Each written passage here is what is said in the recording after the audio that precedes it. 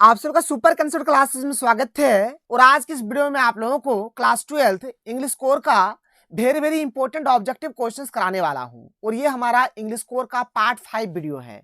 इससे पहले मैंने आप लोगों को और 4 वीडियो दे दिया है। अगर आपने हमारा पिछला वीडियो नहीं देखा तो सबसे पहले आप लोग पिछले वीडियो को देख लीजिए।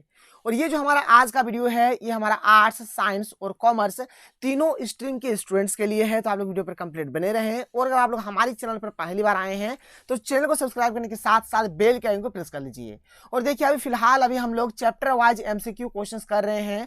और आज के इस वीडियो में आप लोगों को बताने वाला हूं लॉस्ट स्प्रिंग जो आप लोगों का चैप्टर है। इस चैप्टर में जितने भी इंपॉर्टेंट एमसीक्यू क्वेश्चंस है हर एक क्वेश्चंस को यहाँ पर हम लोग डिस्कस करेंगे। सबसे पहले इसके ऑथर के नाम को देख लीजिए। और इसके ऑथर के नाम को हम लोग यहाँ पर ट्रिक से देख लेंगे कि ट्रिक से आप लोग किस प्रकार से इसके ऑथर के नाम को याद रखेंगे। देखिए लॉस्ट स्प्रिंग ये जो हमारा चैप्टर है इसके ऑथर का नाम है अनीस जंग। अब देखिए भाई यहाँ पर क्या है, स्प्रिंग है और स्प्रिंग हमारा इस प्रकार से होता है। अब इस स्प्रिंग को क्या करिए आप पानी के अंदर डाल दीजिए तो कुछ दिन बाद क्या होगा, इसमें भाई जंग लग जाएगा। क्या होगा, इसमें जंग लग जाएगा। तो जंग लग जाएगा यानी पानी के भीतर में डाले तो स्प्रिंग में जंग लग गया।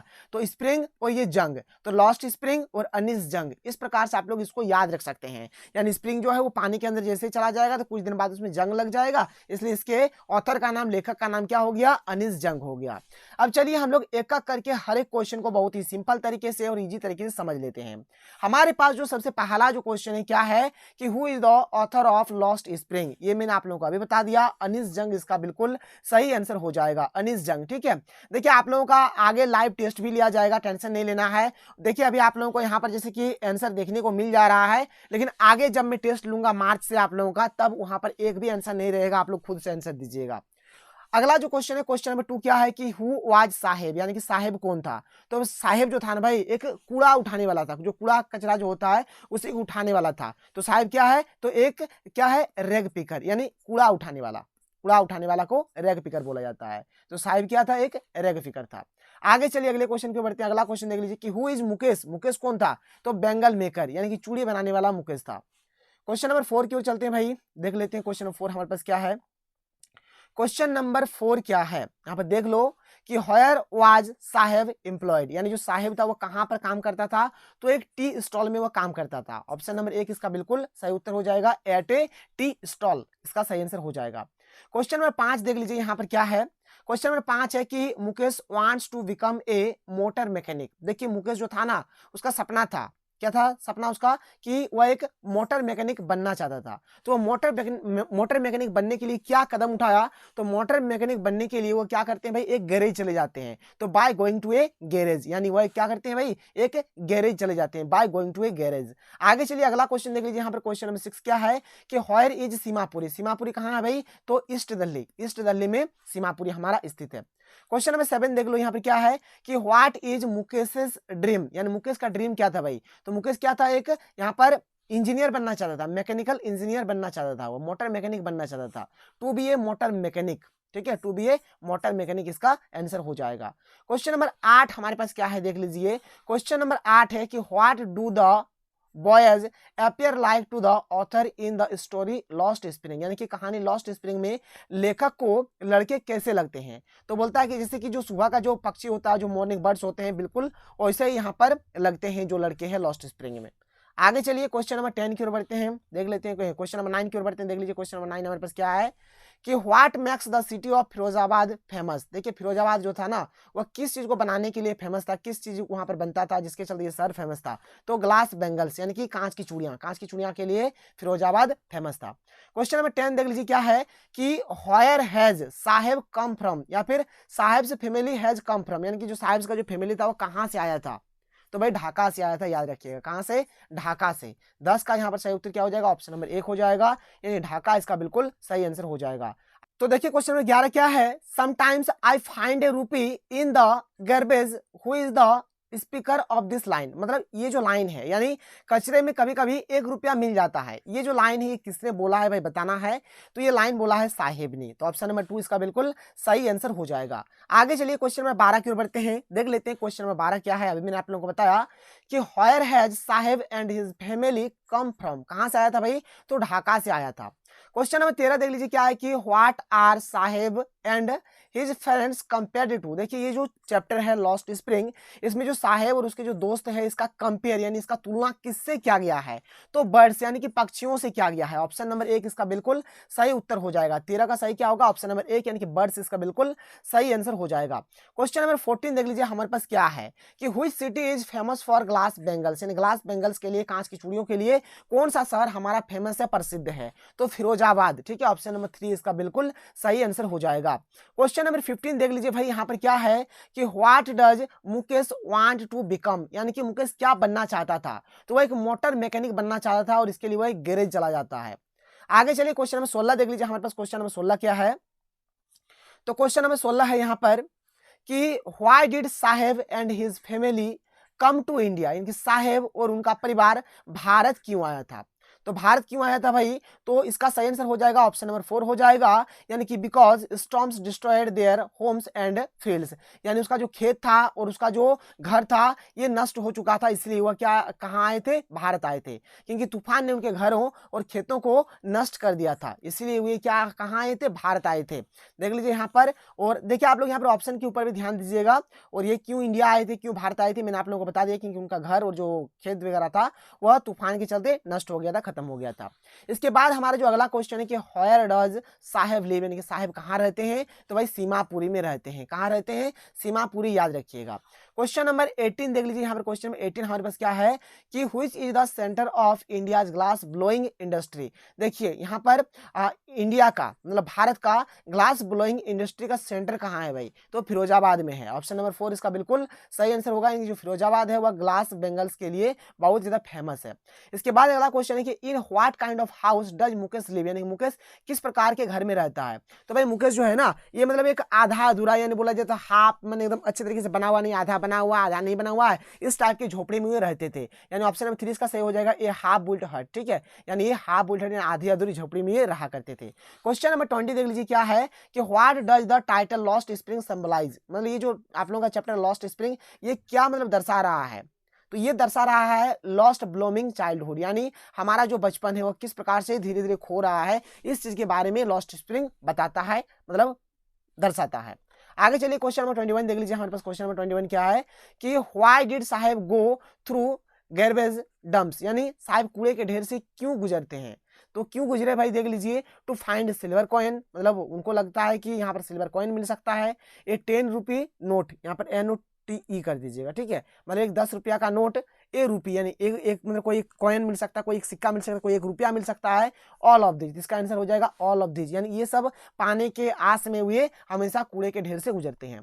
क्वेश्चन नंबर 22 देख लीजिए क्या है कि व्हाट आर द, क्या है hazards of working in glass factory, यानी ग्लास फैक्ट्री में काम करने से क्या क्या परेशानी, क्या क्या दिक्कत हो सकता है, क्या क्या खतरा है, तो भाई पहला है पुअर हेल्थ, यहाँ पर स्वास्थ्य खराब हो जाएगा। ठीक है, इम्पेयर्ड विजन, दृष्टि दोष हो सकता है, देखने में प्रॉब्लम हो सकता है, मिजरेबल लाइफ यानी दुखी जीवन हो जाएगा, ऑल ऑफ दिस, यानी ऑप्शन नंबर 4 इसका बिल्कुल सही आंसर हो जाएगा। क्वेश्चन नंबर 23 की ओर बढ़ते हैं, देख लेते हैं क्वेश्चन नंबर 23 क्या है कि is your school ready, who asked this question, यानी क्या आपका स्कूल तैयार है, यह सवाल किसने पूछा था, यह सवाल पूछा है भाई साहेब ने, किसने पूछा था, साहेब ने पूछा था। क्वेश्चन नंबर 24 देखिए क्या है,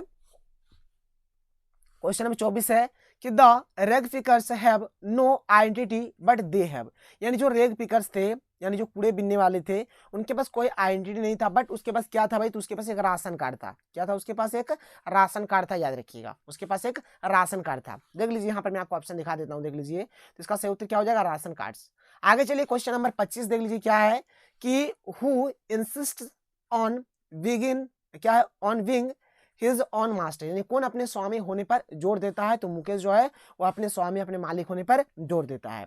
क्वेश्चन नंबर 26 क्या है कि according to the author what was garbage for the parents, यानी लेखक के अनुसार माता पिता के लिए कचरा क्या था, तो भाई माता पिता जो थे ना उनके लिए कचरा ही उन लोगों के जीने का साधन था, उनके जीवन यापन का साधन था, तो मीन्स ऑफ सर्वाइवल यानी कि जीने के साधन। ऑप्शन नंबर 4 इसका बिल्कुल सही आंसर होगा।